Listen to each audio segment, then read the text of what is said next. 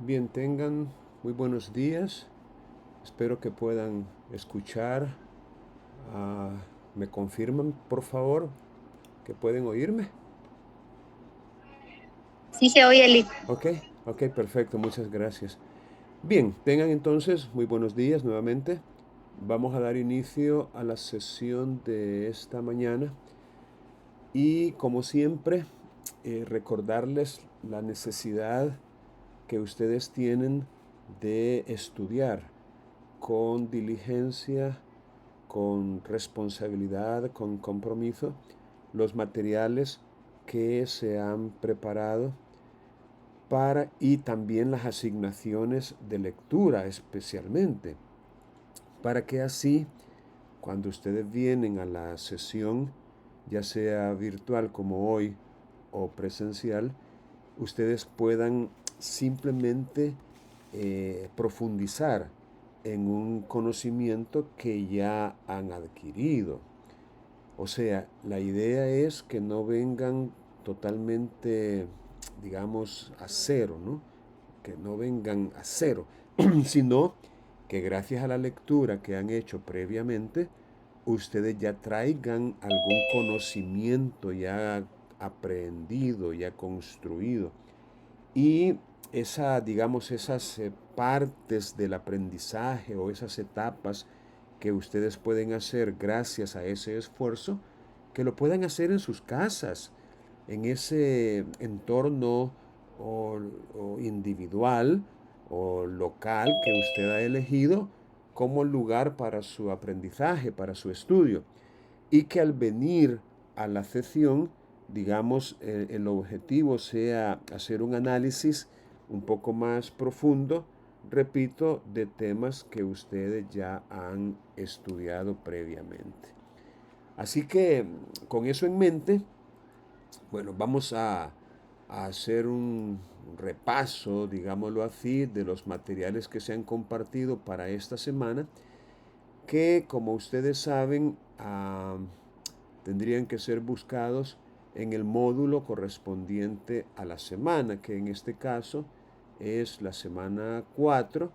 Entonces ustedes lo que tienen que hacer es llegar hasta el módulo correspondiente a esa semana, en la cual, como ya es sabido de ustedes, aprendemos comenzando con la fecha, ¿no? Los contenidos, los recursos complementarios, las actividades de evaluación y también hay un foro de consultas. En el caso de la semana actual, la semana 4, en esta ocasión nuestro tema central son las actuaciones jurisdiccionales previas al proceso, o lo que es conocido como diligencias preliminares en nuestro código. Ese es como el tema que nos ocupará durante la presente semana. Y dentro de las indicaciones aparece que en esta semana nos corresponde hacer el laboratorio 2 del primer cómputo. El foro calificado de la semana anterior equivale al 10% de ese cómputo y la actividad de esta semana equivale al otro 20%. Y hoy es un trabajo de investigación doctrinario y jurisprudencial el que se les está pidiendo, cuyo tema obviamente tiene que ver con el tema de la semana, o sea, las actuaciones jurisdiccionales previas al proceso. Ese es el tema de ese trabajo de investigación. Este trabajo se ha planteado para ser hecho en modalidad colaborativa, es decir, equipos de 5 personas, una de las cuales será designada como secretario o secretaria relator o relatora. Y como tal, esa persona será la encargada de responder a las preguntas que se les pudiera formular en la siguiente sesión.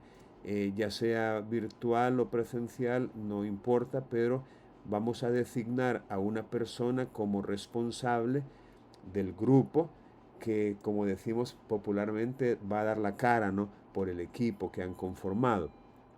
Eh, Es como una especie de defensa en cuanto al trabajo de investigación que han realizado. Y también se está aperturando un foro de opinión que contiene preguntas relacionadas con ese mismo trabajo de investigación para que de esa manera ustedes puedan hacer incluso una pequeña autoevaluación basada en los comentarios y en las respuestas que allí se formulen. Y como siempre, se les recomienda que estudien los contenidos que se han preparado y el material complementario para tener una idea exacta del tema.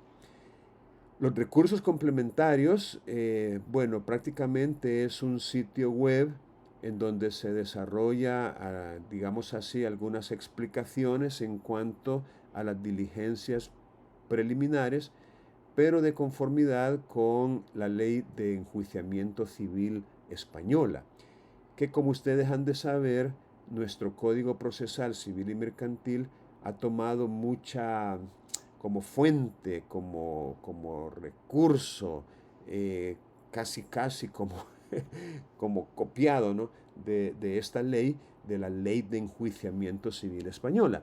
De tal manera que digamos, nos interesa mucho cuando se hacen comentarios relacionados con esta ley, pero ojo, siempre tomando en cuenta que en algunas cuestiones hay algunas variantes.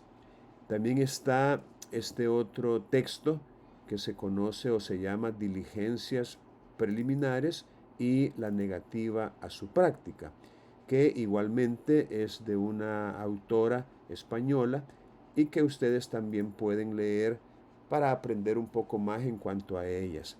Y no menos importante, en el Código Procesal Civil y Mercantil comentado desde la página 242 a la 249, el autor Óscar Antonio Canales Cisco nos explica también, nos comenta las diligencias preliminares. Entonces, otra vez, eh, por favor, yo quiero que ustedes comprendan que el aprendizaje es una tarea, digamos, cuya cuyo principal responsable es usted. Y no debe atenerse o confiar en que ese aprendizaje se realiza únicamente durante las sesiones. O sea, eso no es correcto, no es exacto, no es cierto. El aprendizaje se realiza pues en los lugares que usted ha elegido para estudiar, para comprender, para recordar, para tratar de aplicar e incluso para iniciar un análisis. Y las sesiones son como un recurso adicional para consolidar ese aprendizaje que usted ha hecho de manera individual. Entonces, no vaya a decir después, no, hombre, es que en las sesiones no se nos enseñaba nada, porque no es en las sesiones, repito, no es la enseñanza el término clave, sino el aprendizaje. Y repito, ese aprendizaje corre por cuenta de usted, no corre por cuenta del profesor.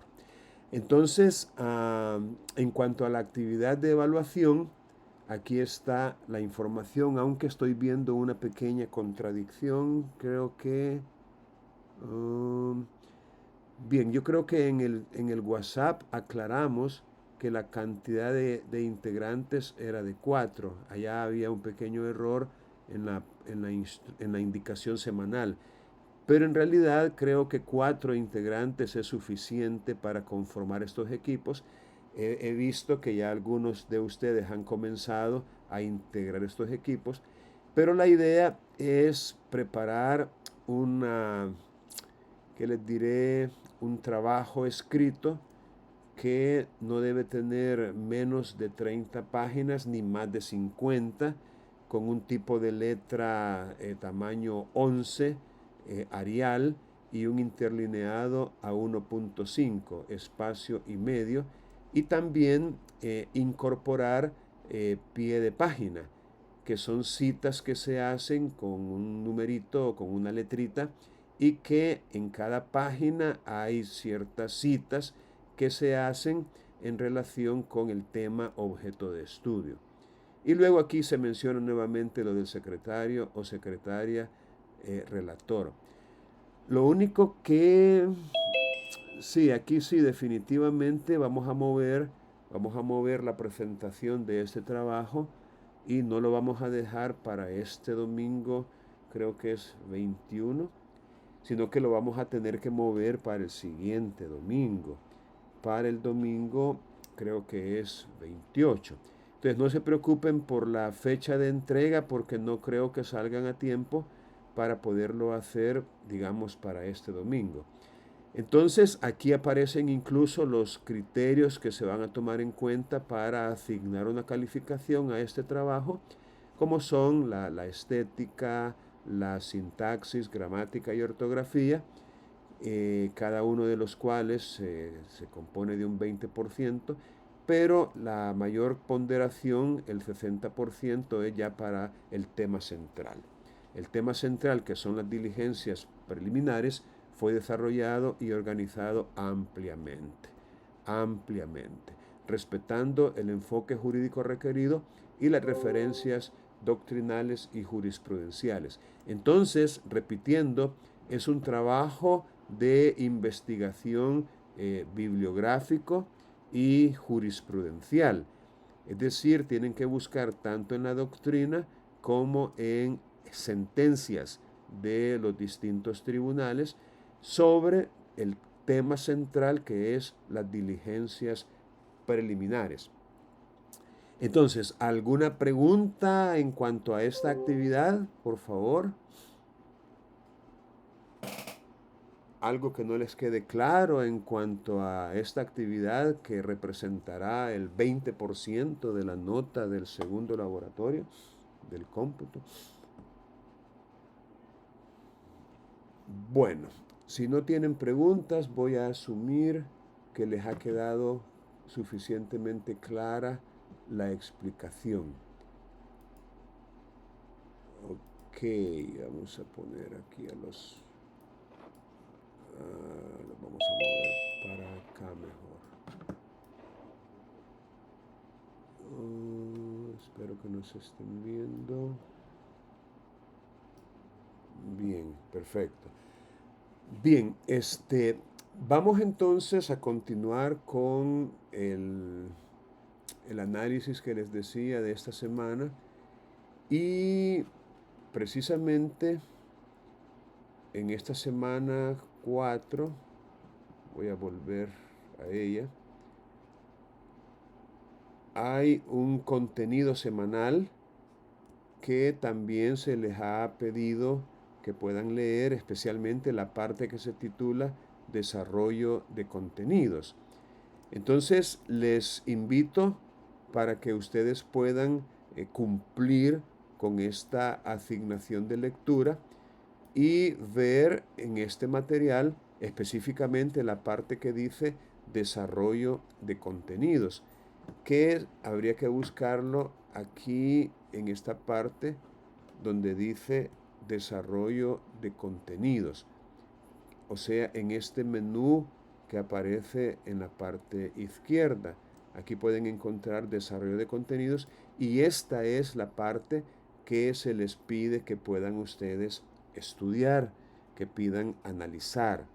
Se trata pues del contenido, llamémosle teórico, del conocimiento que ustedes deben adquirir para poder dominar dentro de los procesos declarativos este tema tan valioso, tan útil como lo es el de las diligencias preliminares.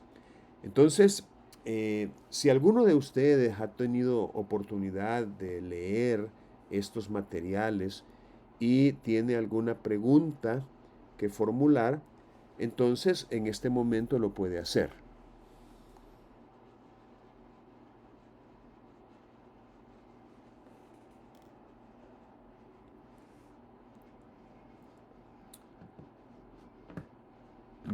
¿Alguno de ustedes tiene alguna pregunta? Bueno, si no tienen preguntas, entonces vamos a remitirnos al código. Repito, vamos a remitirnos al Código Procesal Civil y Mercantil y vamos a hacer un pequeño, digamos, repaso de los artículos que aparecen o que desarrollan lo que son las diligencias preliminares. Entonces vamos a comenzar a leer y a medida que leamos vamos a ir haciendo algunos comentarios en relación con estos artículos. Vamos a comenzar con el artículo 255 y para hacerlo un poco más participativo, pues vamos a requerir el apoyo de ustedes con lectura. O sea, ustedes van a ayudar a leer. Bien, entonces yo creo que este tiene un tamaño suficiente, ¿verdad? Entonces vamos a irle pidiendo a ustedes mismos que vayan leyendo. Byron, comencemos con usted, por favor. Active su micrófono y léanos el artículo 255 del código, por favor. Buenos días, ¿me escuchan? Sí, le escuchamos, Byron. Puede continuar. Bueno, en pantalla se muestran las diligencias preliminares, artículo 255. Con el fin de preparar el proceso, el futuro demandante o quien con fundamento prevea que será demandado no podrá pedir la práctica de diligencias necesarias para la presentación de la demanda, para la preparación de la defensa o para el eficaz desarrollo del procedimiento. Si el solicitante no interpone la correspondiente demanda en el plazo máximo de un mes, las diligencias practicadas perderán su eficacia y no podrán ser invocadas. Dicho plazo comienza a contar desde la conclusión, pero no alcanzo a ver lo demás. Desde la conclusión, desde las diligencias preliminares. Muy bien. Gracias, Byron. Muchas gracias. Vaya, vamos entonces a hacer algunos comentarios. Primero, que estas diligencias preliminares, como su nombre lo indica, están diseñadas para ser practicadas antes de que inicie un proceso. Y el proceso inicia con una demanda.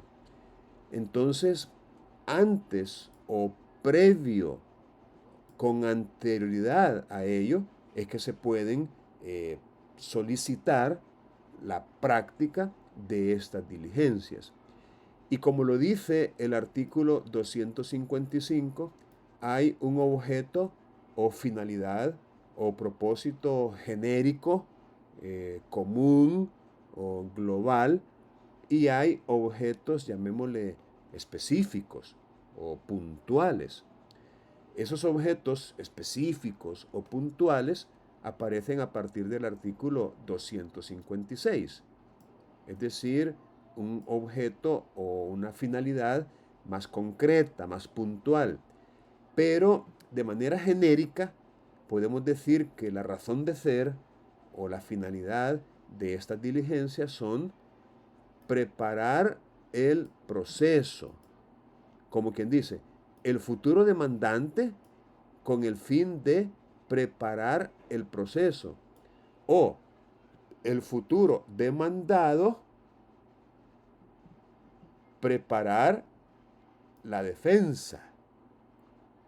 Como quien dice, el objeto o la razón de ser, la finalidad genérica es preparar. Preparar ya sea el proceso o preparar la defensa, ¿no? O, como lo dice la parte última de esta primera parte del artículo, para el eficaz desarrollo del procedimiento.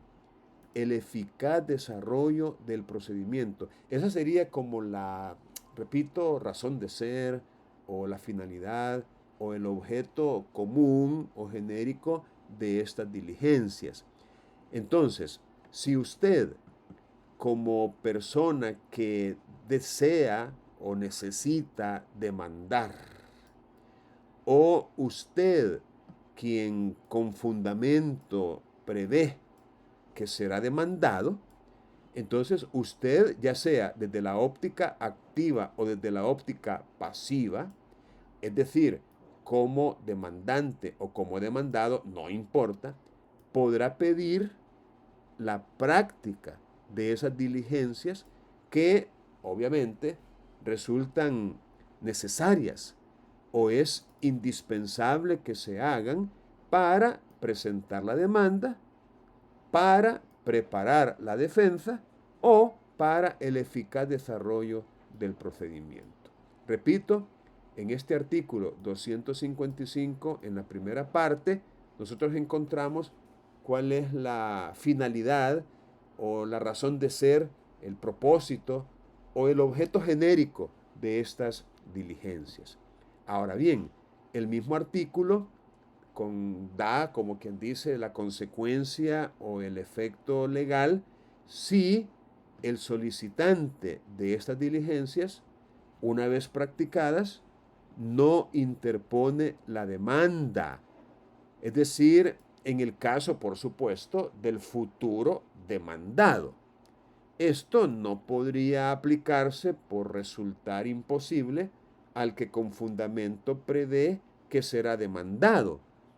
Porque si yo pienso, estimo, creo, considero que me van a demandar, obviamente la presentación de la demanda no depende de mí, porque yo sería el demandado, no el demandante. Entonces, esto último pues se aplica solamente al futuro demandado que solicita y obtiene la práctica de estas diligencias. Entonces a él es a quien se le impone esa carga, llamémosle así. No es una obligación, es una carga procesal de interponer la demanda en un plazo máximo de un mes. Un mes que se comienza a contar desde que las diligencias preliminares han concluido, han terminado. Entonces, si no lo hace, las diligencias que se practicaron van a perder su eficacia. Entendamos, ya no van a tener ningún valor jurídico, ya no van a tener ninguna consecuencia y por ende no podrán ser invocadas. Esa es, repito, la consecuencia si se deja pasar un mes contado desde la conclusión de las diligencias sin presentar el futuro demandado esa demanda, la correspondiente demanda. Bien, si a medida que yo voy comentando hay alguna pregunta, no tengan por favor ninguna duda en formularla, ¿verdad? Aunque para ello, pues al activar el micrófono me interrumpan, no importa, lo pueden hacer con total libertad. Bien, veamos ahora ya de manera puntual o concreta el objeto de estas diligencias tal y como se mencionan en el artículo 256. Este artículo, por supuesto, es un poco largo porque incluye 17 ordinales. 17 ordinales. Pero igual me resulta importante que lo podamos leer, aunque tal vez no vamos a ser muy prolijos o muy detallistas al momento de explicar en qué consiste cada una de ellas, pero por lo menos es importante que lo leamos. Mínimo lo que tenemos que hacer es leerlo. Entonces, vamos a ver si aquí creo que tengo alguna pregunta que tengan por ahí. Este asunto. Bueno, a Giovanni se le activó el micrófono. No sé si tiene alguna pregunta, pero se le activó el micrófono, Giovanni. Bueno, yo se lo voy a apagar desde aquí. Ok. Bien, vamos a pedirle ahora a Carolina Lisset, Carolina, que nos ayude a leer en el artículo 256. Léanos hasta el tercer ordinal. Hasta el tercer ordinal, por favor. Sí, dice artículo 256, sin perjuicio de las que específicamente puedan prever las leyes especiales, materiales o procesales. Las diligencias preliminares podrán tener por objeto, primero, la acreditación de circunstancias relativas a la capacidad, representación o legitimación del futuro demandado, sin cuya comprobación no sería posible entrar al proceso, en el proceso. Segundo, la integración de la representación legal de los menores, los incapacitados y los hijos menores que litiguen contra sus padres por medio de la Procuraduría General de la República o por los medios establecidos en la ley. Y tercero, la exhibición, acceso para examen o aseguramiento de cosas sobre la que recaerá el procedimiento que se encuentren en poder del futuro demandado o de tercero. Lee casi no veía la letra. Sí, es que fíjese que cuando la hago más grande, desaparecen, lamentablemente desaparecen algunos.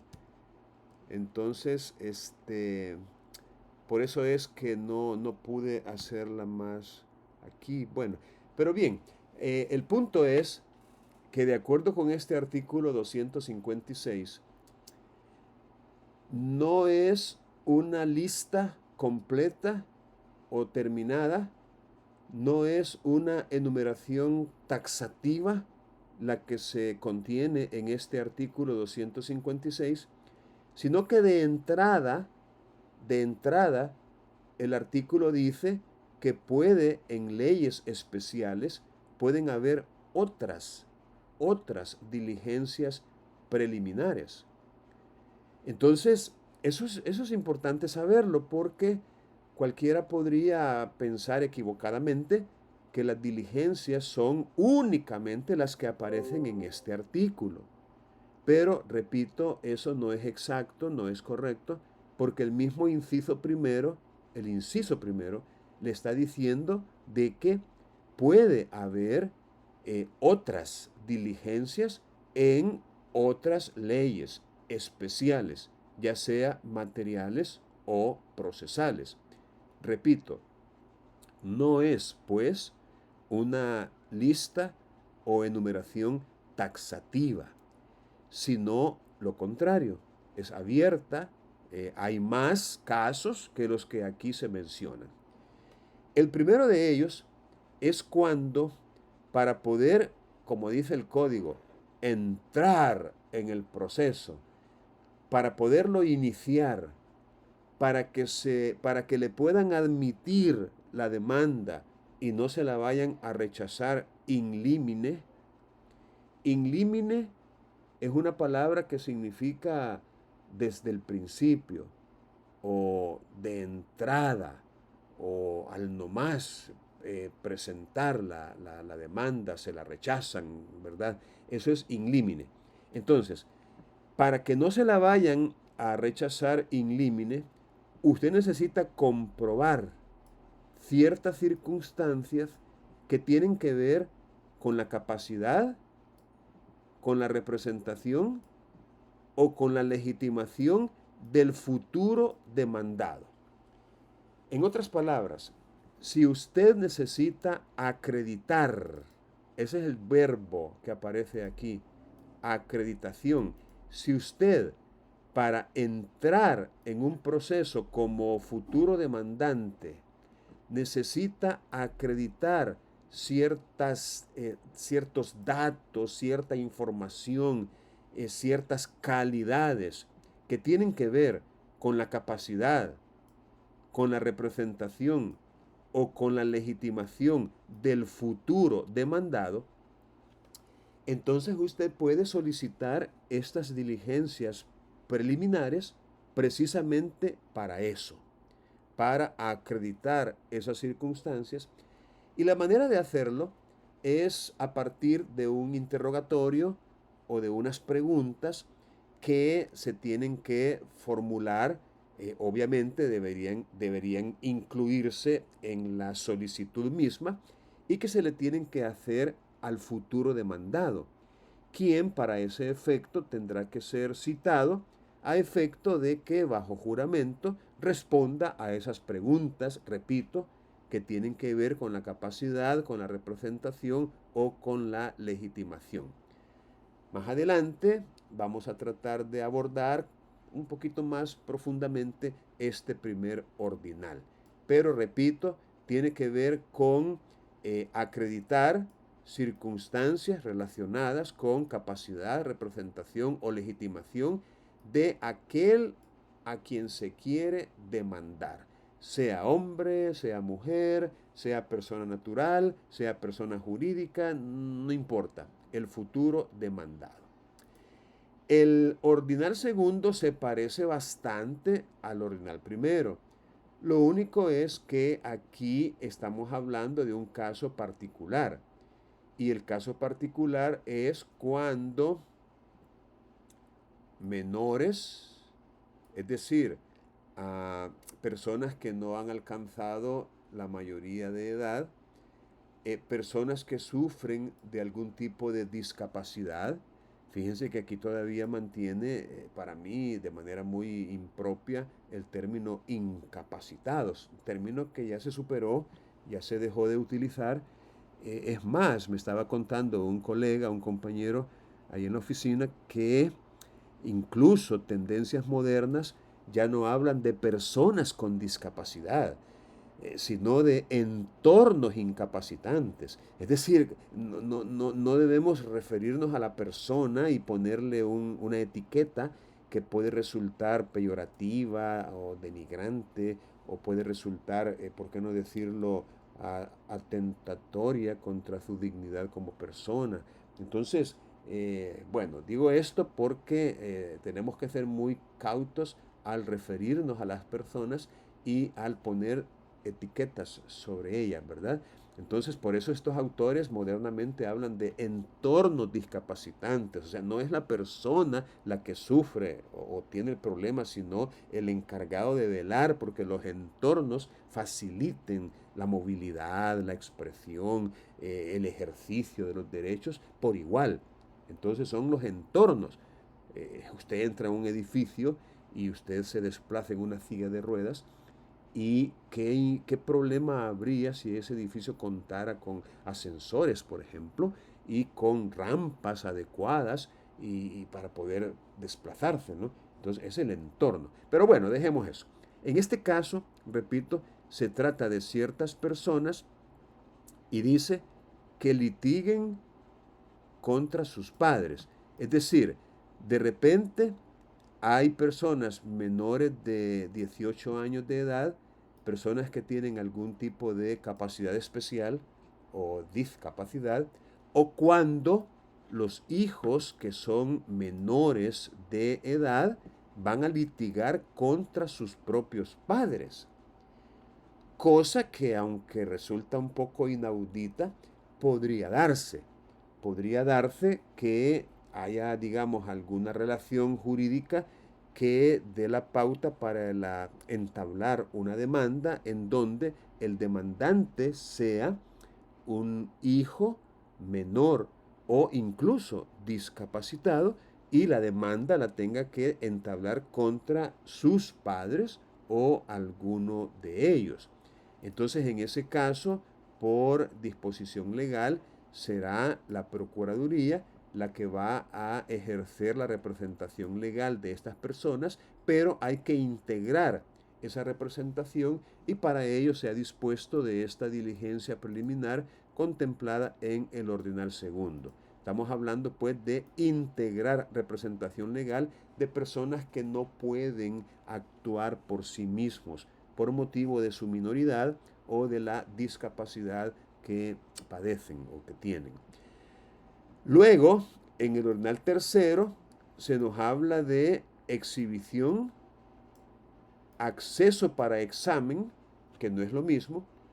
Es decir, exhibición es mostrar, llevar y colocar a disposición de. Acceso para examen es ingresar a una oficina donde está una base de datos, una computadora o un archivo, archivador o qué sé yo. Entonces, acceso para examen es un poco diferente, aunque la finalidad es muy parecida. Es decir, poder ver cosas o asegurarlas. Habla de exhibición, acceso para examen o aseguramiento de cosas sobre las que recaerá el procedimiento.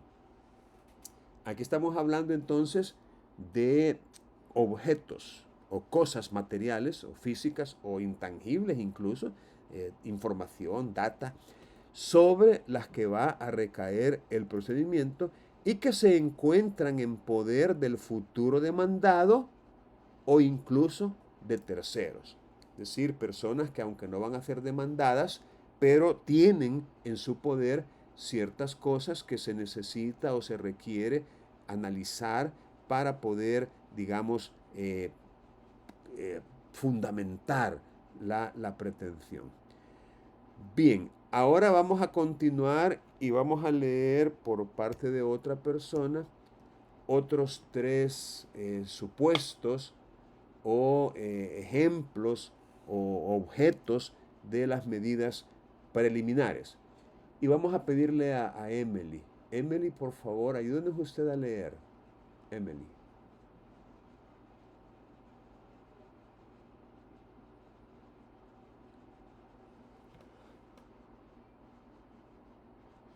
Emily, ¿está por ahí? Hola, buenos Hola. días, ¿me escucha? Sí, le escuchamos, Emily. Puede continuar.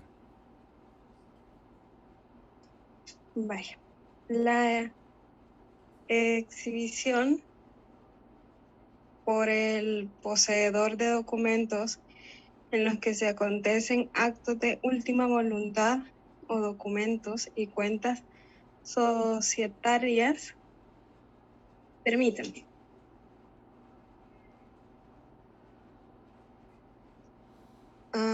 La exhibición de contratos de seguro de responsabilidad civil. En el otro lugar tenemos la determinación judicial del grupo de afectados en los procesos para la defensa de los intereses colectivos de consumidores y usuarios. En tales casos, podrá solicitar del tribunal la adoptación de las medidas oportunas para la averiguación sobre los integrantes del grupo, de acuerdo a las circunstancias del caso y conforme a los datos suministrados por el solicitante, incluyendo el requerimiento al demandado para colaborar en dicha determinación. Muy bien, Para Emily. que colabore en dicha determinación. Sí, muy bien. Gracias, Emily. Bien, según estos otros cuatro ordinales, un objeto de estas diligencias preliminares podría ser que aquel que tiene en su poder documentos en los que consten actos de última voluntad o documentos y cuentas societarias los exhiba. Esto, por supuesto, se parece un poco a la anterior, ¿no? Solo que aquí expresamente se menciona documentos, mientras que allá se mencionaba cosas sobre las cuales va a recaer el proceso. Entonces, se parece porque allá hablaba también de exhibición, acceso para examen o aseguramiento. Entonces, esta vez el ordinal cuarto habla solamente de exhibición de documentos. ¿Qué clase de documentos? Bueno, aquellos en los que puedan constar actos de última voluntad. El acto de última voluntad por excelencia es el testamento. Y en materia de testamento tenemos dos clases de testamento: testamento abierto y testamento cerrado.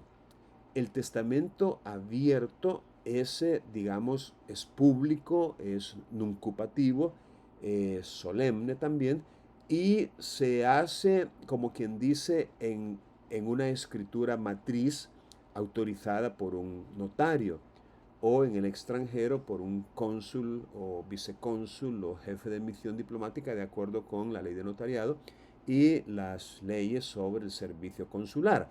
Entonces, pero en el caso de un testamento abierto, la persona que tenga, digamos, un interés o un derecho eventual que se genera en ese mismo testamento, por ser abierto, puede perfectamente solicitar en la Corte Suprema de Justicia un testimonio de ese testamento. Es decir, un testimonio es una escritura pública que la Corte está facultada para extender cuando una persona que demuestra un interés y un derecho legítimo lo solicita.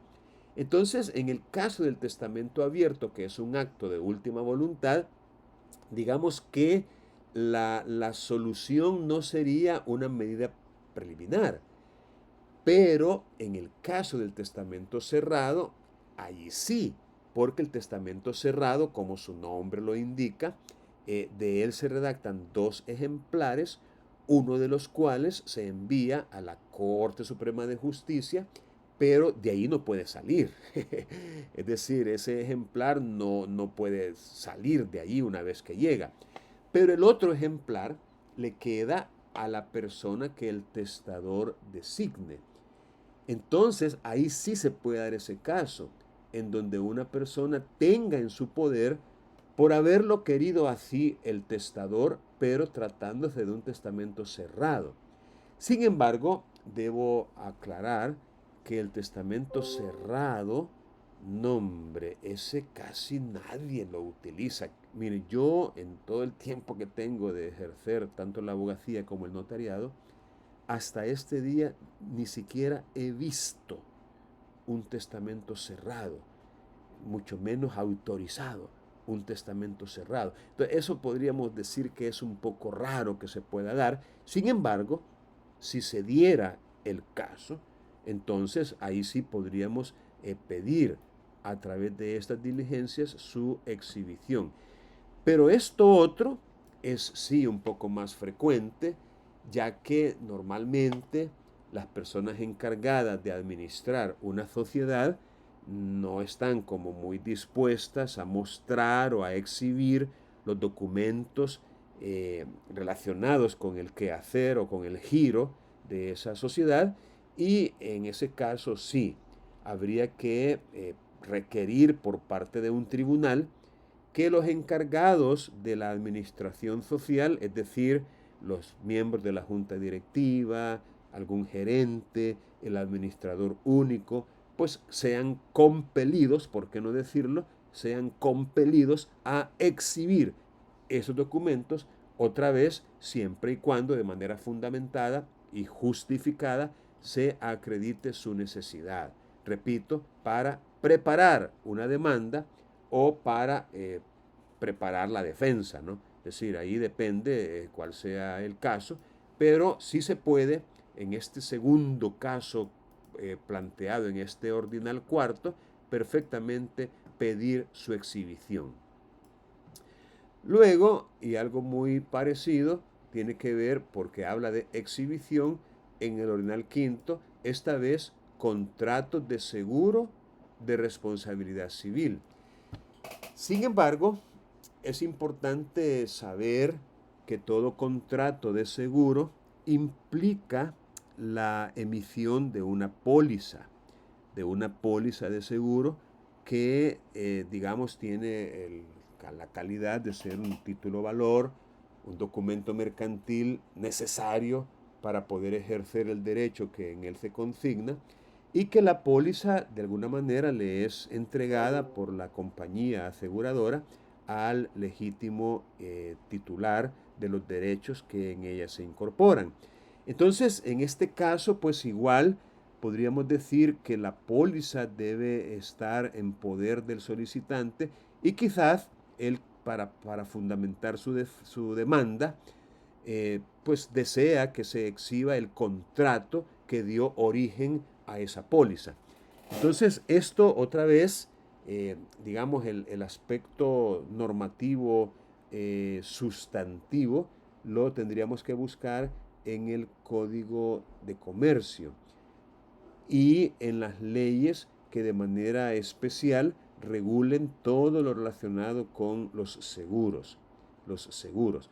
Entonces, este tema de los seguros es un tema muy importante, pero repito, tiene una regulación legal particular y debemos obviamente familiarizarnos con ella antes de entrar en un proceso en el cual se ventile gracias o en base a un contrato de seguro la responsabilidad que se estaría reclamando.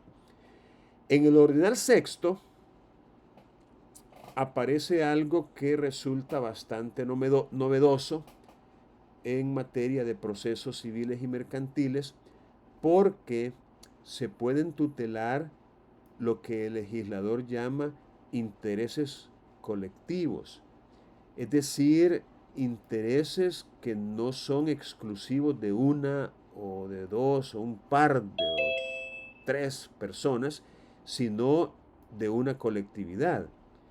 Es decir, se puede perfectamente demandar en favor o siendo demandante toda una colectividad de consumidores o de usuarios.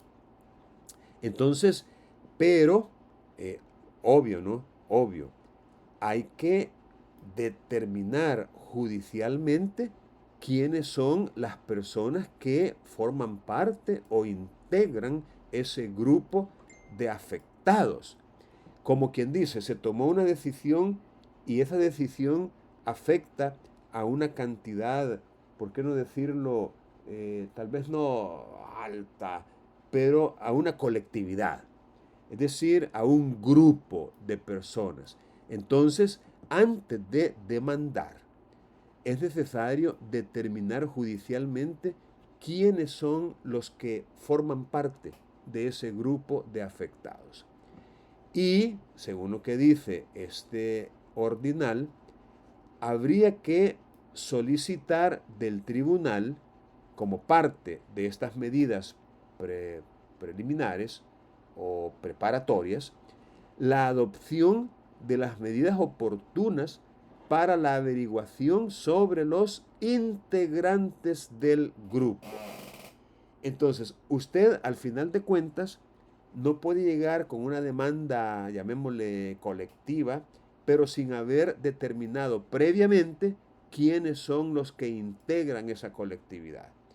No puede usted llegar por vía de ejemplo y decir, señor juez, aquí vengo yo en representación de la colectividad compuesta por los integrantes de la comunidad, qué sé yo, Cerro Bonito, comunidad integrada por 40 personas que resultaron afectadas por el derrame de, qué sé yo, de cierta sustancia que de manera muy irresponsable y negligente X compañía, X sociedad causó en tal fecha, y como consecuencia de ese derrame, todas estas personas que forman esta colectividad resultaron lisiados en su salud y han presentado estos problemas. Ok, pero ¿quiénes son esas personas? Eso es lo que habría que determinar. Y para ello es que se ha diseñado esta diligencia preliminar, cuyo objeto, repito, es determinar quiénes son los integrantes de ese grupo de acuerdo a las circunstancias del caso y los datos que suministra el solicitante.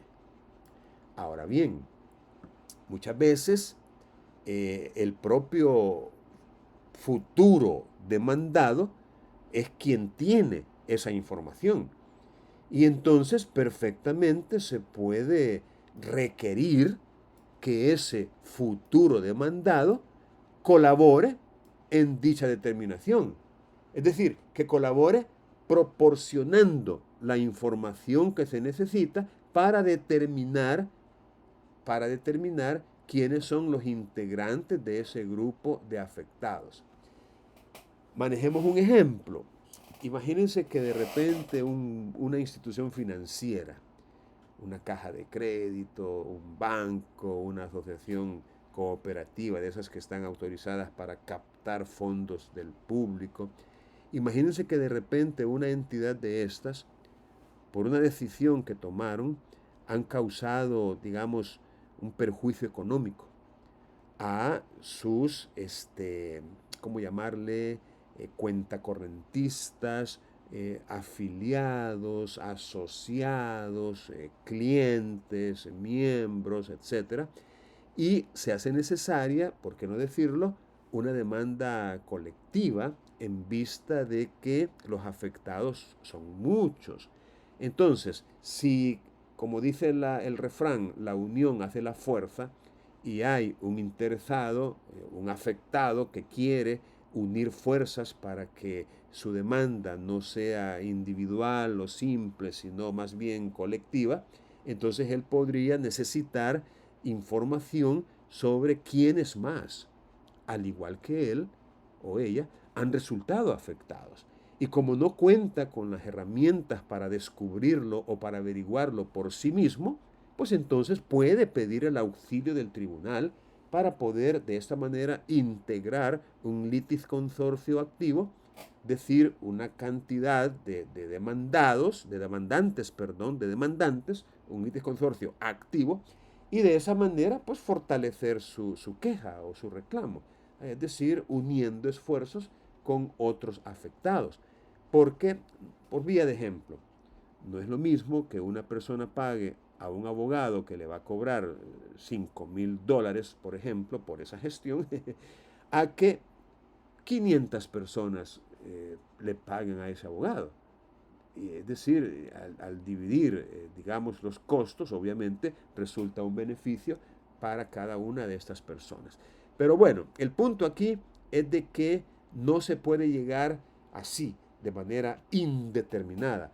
Vengo y represento a un grupo de personas que resultó afectada o que está afectada, sino que habría que averiguar quiénes son los integrantes de ese grupo. Y para eso está esta diligencia. Bien, tenemos ahora a Flor de María. Flor de María, su turno para leer, por favor.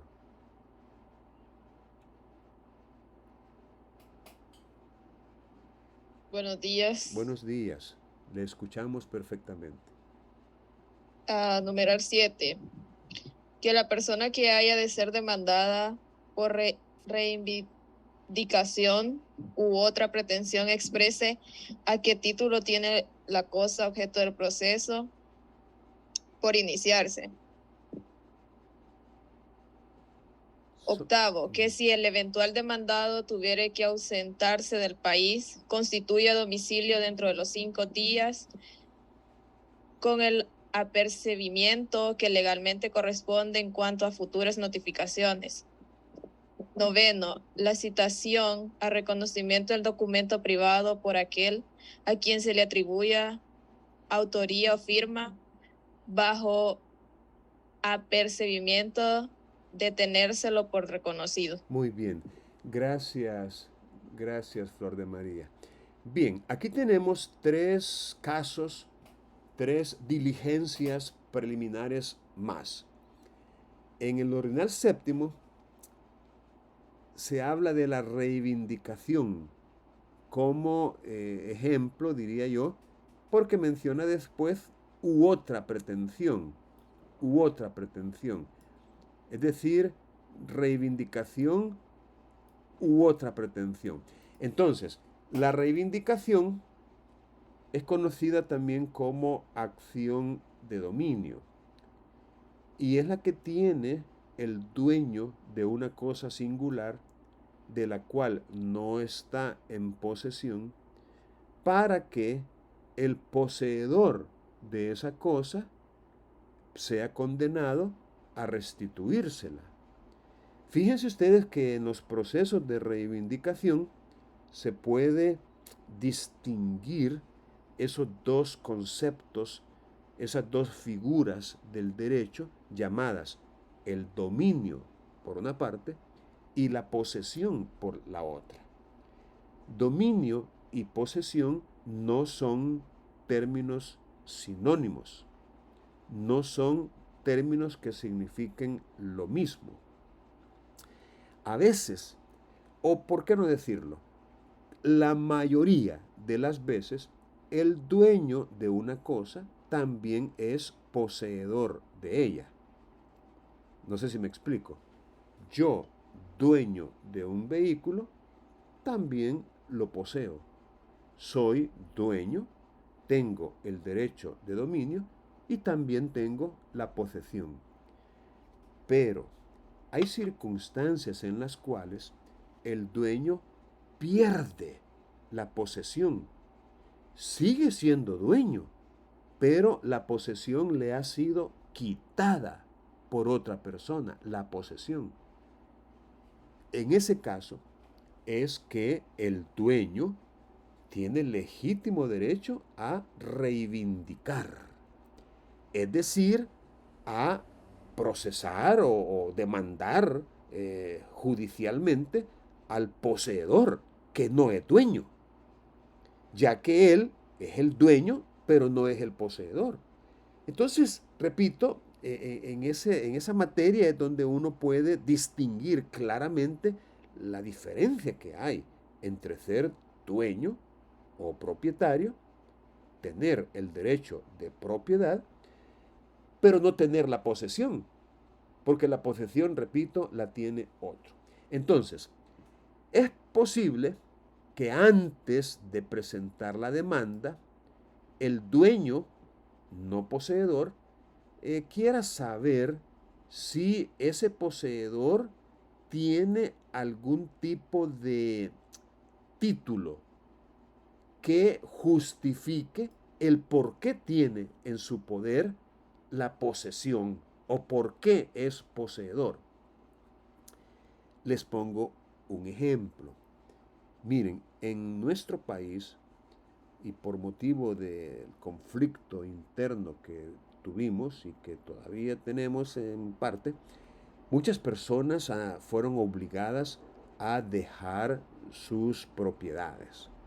Prácticamente salieron de sus lugares de habitación y de trabajo huyendo prácticamente. Esa es una realidad, no la podemos ocultar. Entonces, estas personas prácticamente dejaron abandonadas muchas propiedades. Cuando ellos han regresado después de muchos años, han descubierto con tristeza que algunas personas han tomado posesión de sus propiedades, sus terrenos, sus casas, sus objetos. Y algunos de ellos, los poseedores de los que yo hablo, han hecho algunos trámites para obtener un documento que les ampare.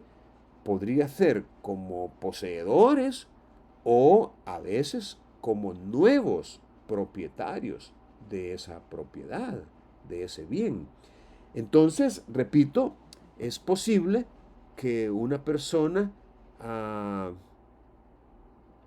digamos, necesite saber a qué título, aunque aquí déjenme ver que la persona que haya de ser demandada exprese a qué título, correcto. Entonces, yo, digamos, soy una persona que no tengo la posesión, soy el dueño, soy el propietario, entonces, pero antes de demandarla, yo voy ante el juez y solicito como diligencia preliminar que esa persona que yo voy a demandar exprese a qué título tiene la cosa objeto de ese proceso que yo voy a iniciar.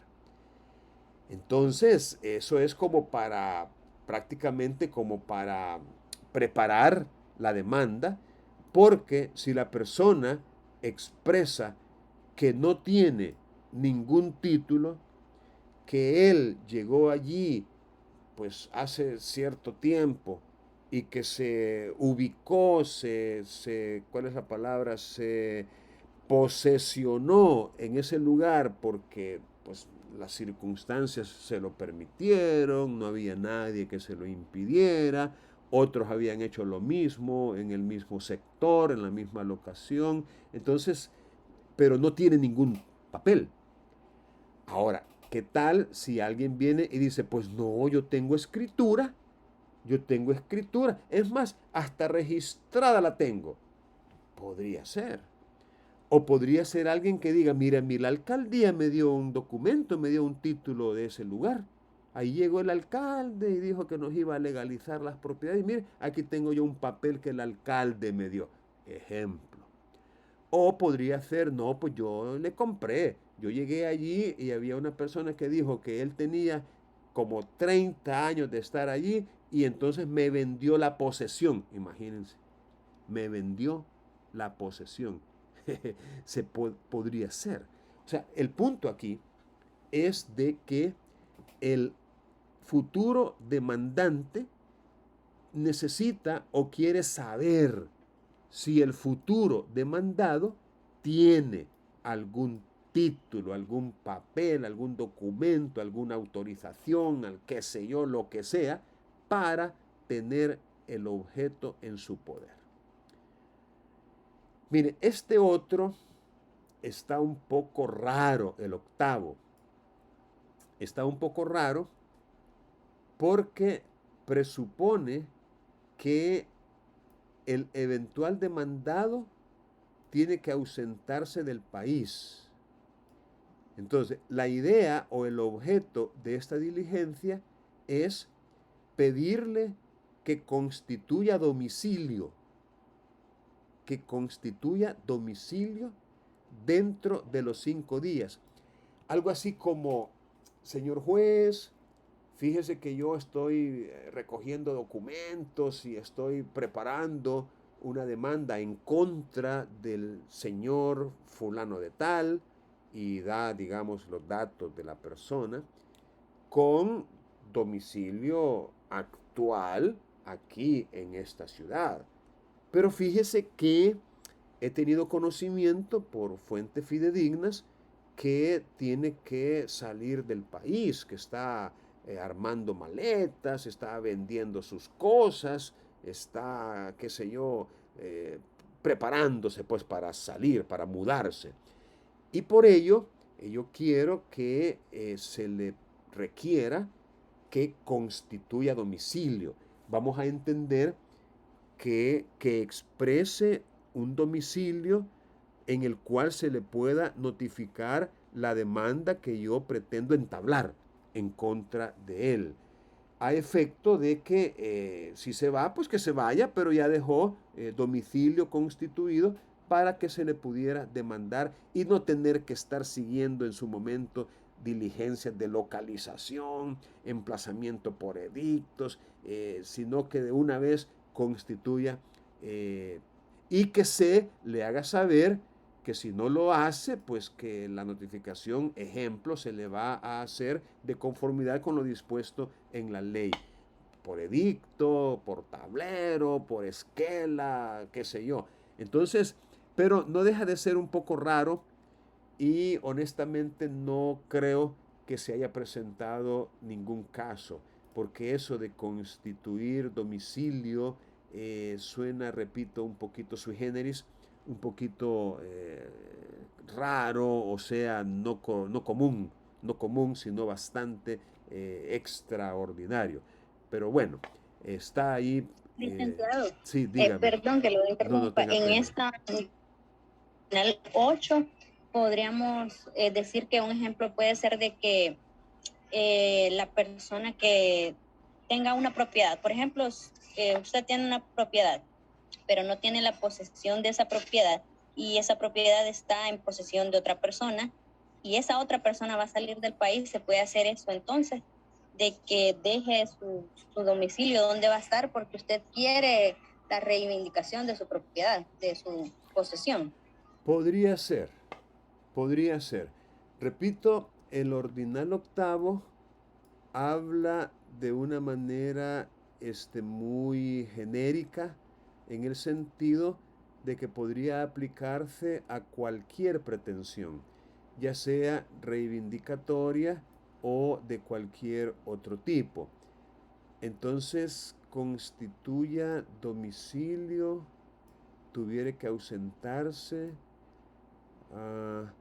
podría ser, podría ser, fíjese, hasta ahora que usted lo menciona, se me ocurre que podría ser que constituya domicilio en el sentido de indicar un lugar, una dirección en la cual pueda ser emplazado sin importar si esa dirección es dentro del territorio de la República o fuera de él.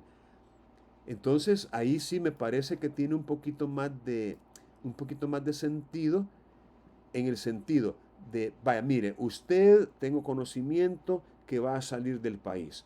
El juez, ¿verdad? ¿Es eso cierto, sí o no? Sí, señor juez, es cierto. Me voy a ir. Ok, entonces aquí se está solicitando que usted constituya domicilio, ¿verdad? Entonces le vamos a dar un plazo de 5 días para que lo haga. Entonces usted tiene que manifestar cuál va a ser a partir de esta mudanza su nuevo domicilio para efectos de ser notificado de cualquier situación que se pueda presentar. Y otra vez, y eso tal vez sea la variante en la que yo no había reparado, sea dentro del país o fuera del país. Recuerden que cuando uno conoce el paradero, la dirección, la residencia, el lugar de trabajo, es decir, el domicilio de una persona, cuando uno lo conoce como demandante, no importa dónde esté. Igual el emplazamiento tiene que hacerse en persona, en el lugar donde la persona se encuentra. Y para ello hay mecanismos de auxilio, llamémosle consular, ¿verdad? Para poder hacer estos emplazamientos y notificaciones, no importa dónde esté la persona, en cualquier lugar del mundo. Gracias por su aporte. En el noveno aparece la citación a reconocimiento del documento privado por aquel o aquella a quien se le atribuya autoría o firma, bajo apercibimiento de tenérselo por reconocido. Miren, les explico. Cuando hablamos de documentos que van a servir de base para un proceso, para una demanda, vamos a decir que hay dos tipos de documentos, así en forma general. Documentos o instrumentos públicos, que también se le conoce como instrumentos, o documentos o instrumentos privados. La gran diferencia entre el documento privado y el documento público es que el documento público tiene fuerza probatoria, tiene credibilidad, es fehaciente, o sea, se puede confiar, se puede creer en lo que ese documento expresa o dice o contiene, lo que se puede leer en él, porque ha sido autorizado por un fedatario, es decir, por una persona que da fe, por una persona que tiene esa virtud, esa investidura de dar fe, que tiene fe pública. Ejemplo, un notario. Ejemplo, un funcionario estatal. Es decir, si un funcionario en el ejercicio de sus funciones extiende un documento, ese documento es público y se tiene en principio que creer en lo que allí dice. Sin perjuicio, por supuesto, que se pueda alegar falsedad, vicio en el consentimiento, etcétera, ¿verdad? Lo cual tendría que ser demostrado también, tendría que ser probado. Pero el documento privado, en cuanto a su fuerza probatoria, es lo opuesto. Ese no puede, digamos, gozar de credibilidad así de entrada. Es decir, por vía de ejemplo, un documento privado jamás podría dar, digamos, paso a un proceso ejecutivo, que el proceso ejecutivo está diseñado para beneficiar al acreedor, al demandante, de tal suerte que basta con que legitime su personería y demuestre la fuerza ejecutiva que el documento tiene, para que de inmediato se decrete un embargo en bienes del deudor. Es decir, presentado un título ejecutivo, es decir, un instrumento público, obviamente que reúne los demás requisitos del título ejecutivo, basta con que se presente y que el juez lo analice y se decreta embargo. Cosa que no sucede con los documentos privados.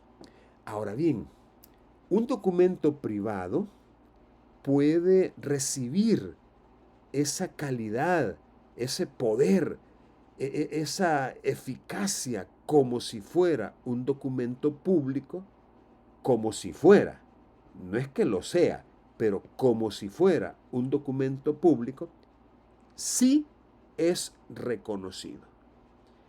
En otras palabras, un documento privado es susceptible de ser reconocido. Ahora, ¿cómo se hace ese reconocimiento de un documento privado? Fácil.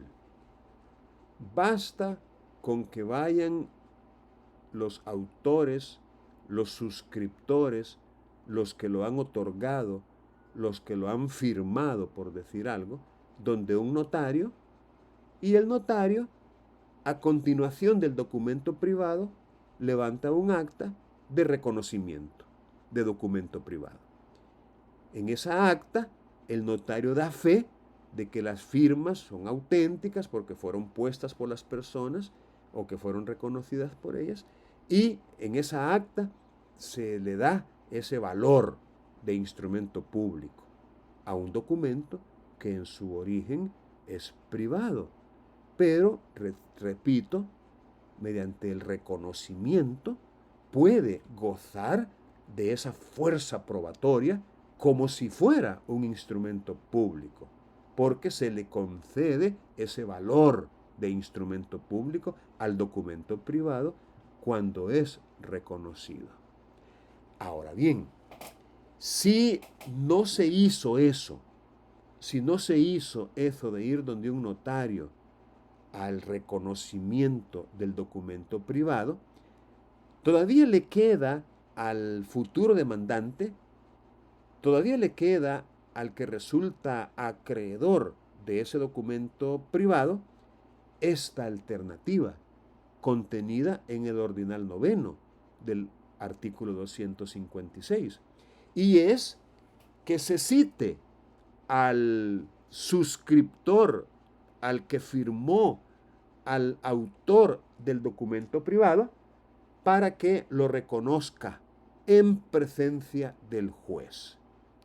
Como quien dice, señor juez, aquí tengo yo en mis manos un documento privado en el que consta que fulano de tal me debe $500, o no importa la cantidad, me debe X cantidad de dinero. Pero resulta, como fácilmente se puede ver de la lectura del documento, que es un documento privado. Fíjese, su señoría, que como no me ha cumplido voluntariamente con la obligación, me veo en la necesidad de demandarlo. Pero yo lo quisiera demandar en un proceso ejecutivo. para lo cual ese documento privado no me sirve. Entonces yo quiero que ese documento privado tenga la eficacia, tenga el valor de un instrumento público. Y para ello le solicito respetuosamente que cite al señor fulano de tal, quien es mi deudor, para que en su presencia reconozca el documento privado, que acepte que él es su autor o que él es quien lo firmó, para que de esa manera yo pueda iniciar un proceso ejecutivo, una vez reconocido. Ahora bien, según este ordinal, se le tiene que advertir a la persona a quien se le atribuye autoría o firma que si no comparece sin causa justificada, es decir, si él hace caso omiso, si él tácitamente dice que no le importa a la cita que se le hizo, es decir, si él no llega a la cita, entonces se va a tener por reconocido el documento privado. En otras palabras, es importante que llegue a la cita que se le haga. Ahora, aquí, una vez que se le ha hecho la cita, hay dos escenarios. Bueno, tres. Una vez que ya se le hizo la cita. El primer escenario es que no llegue. Y que no llegue sin causa justificada. O sea, se le olvidó o no le importó. Que no llegue. En ese caso, se tiene por reconocido. El otro escenario es que llegue y que reconozca. Es decir, de buena fe, con integridad, con honestidad, diga, sí, señor juez, es cierto, yo soy el autor de ese documento privado.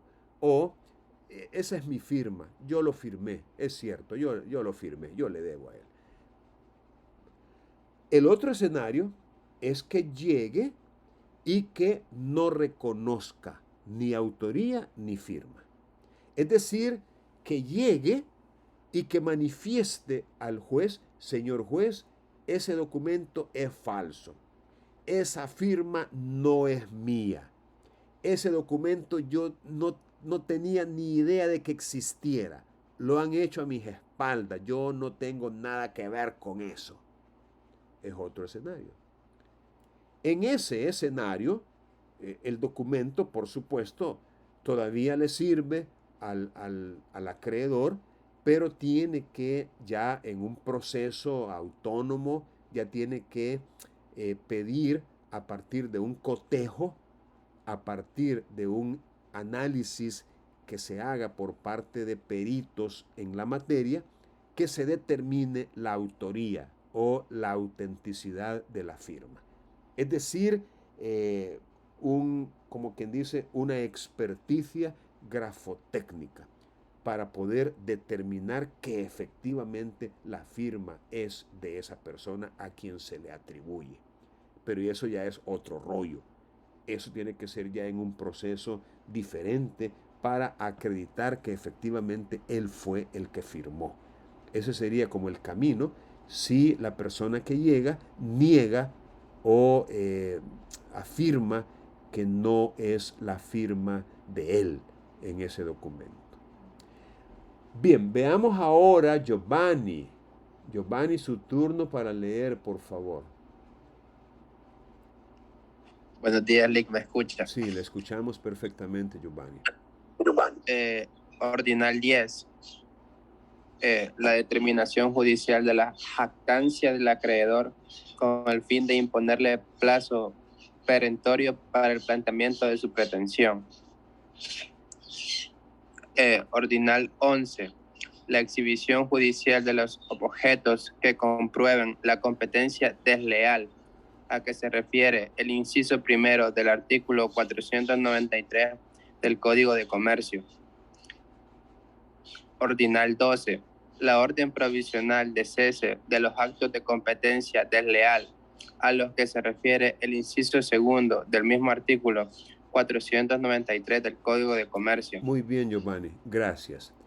Aquí tenemos 3 diligencias preliminares más.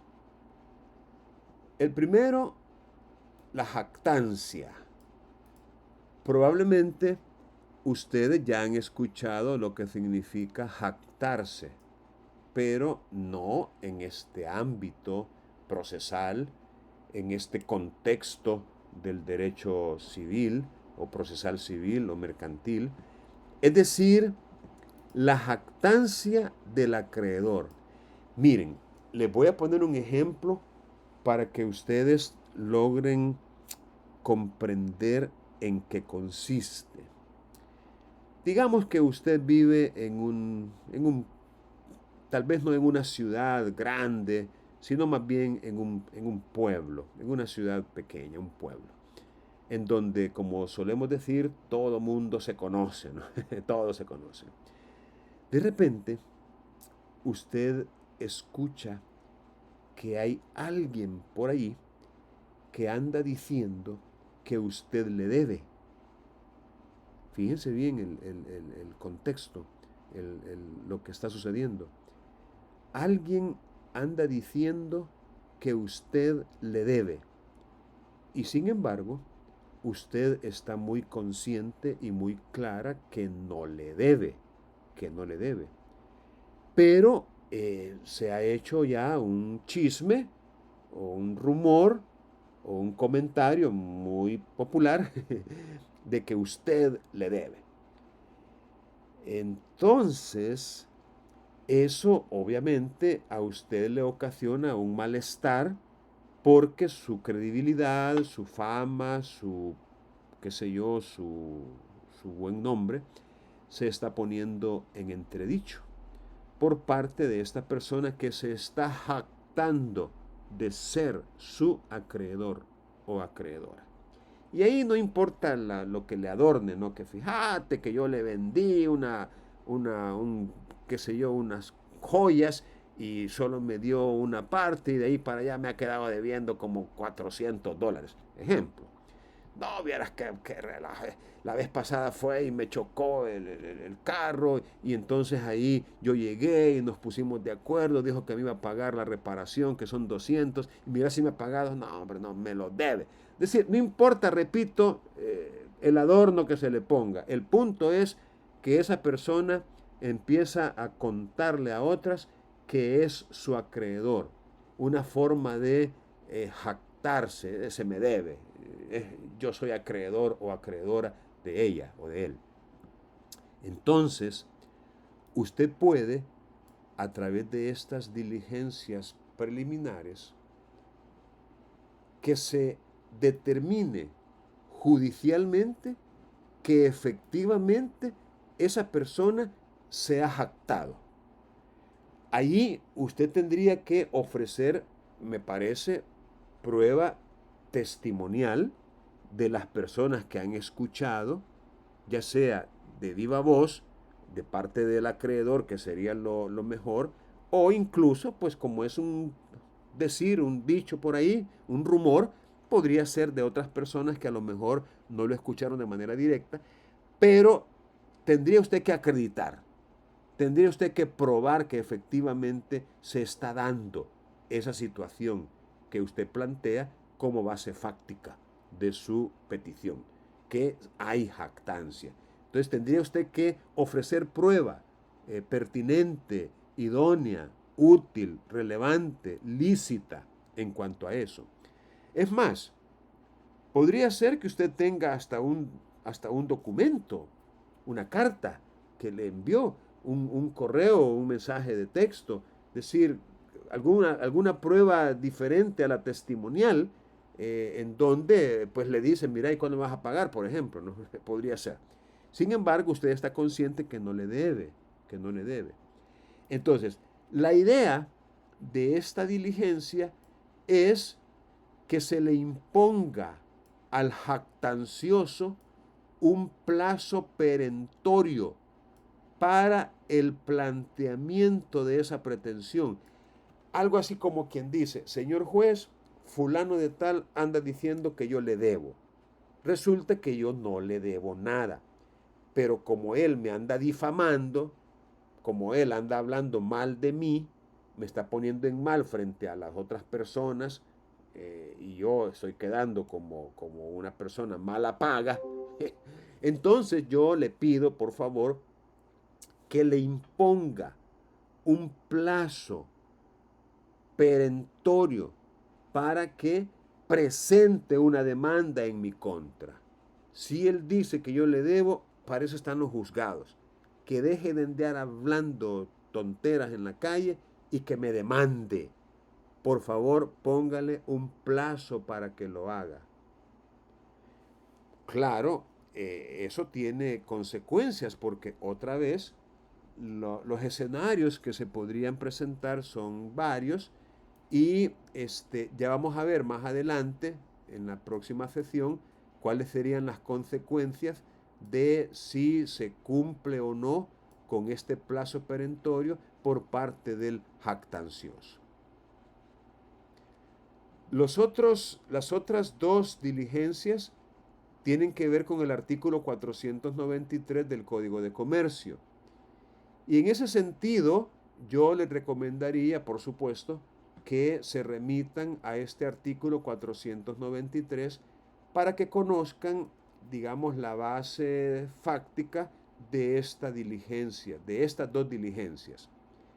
La exhibición ante el juez de los objetos que comprueban la competencia desleal y la orden provisional de cese de los actos de competencia desleal.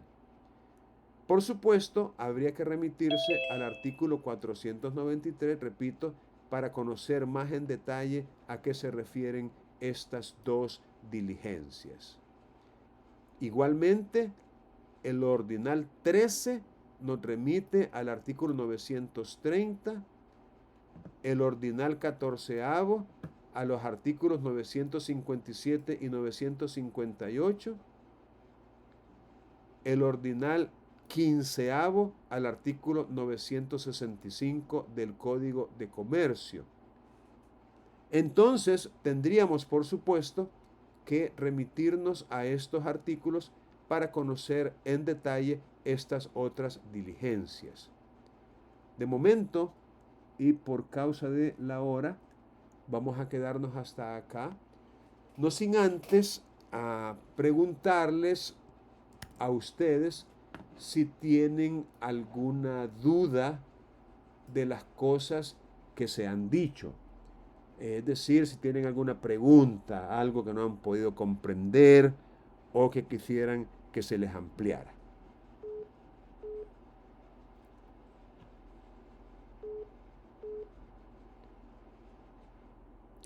¿Tienen alguna pregunta, jóvenes, aún? Bueno, si no tienen preguntas, entonces vamos a quedarnos acá. Voy a detener la grabación.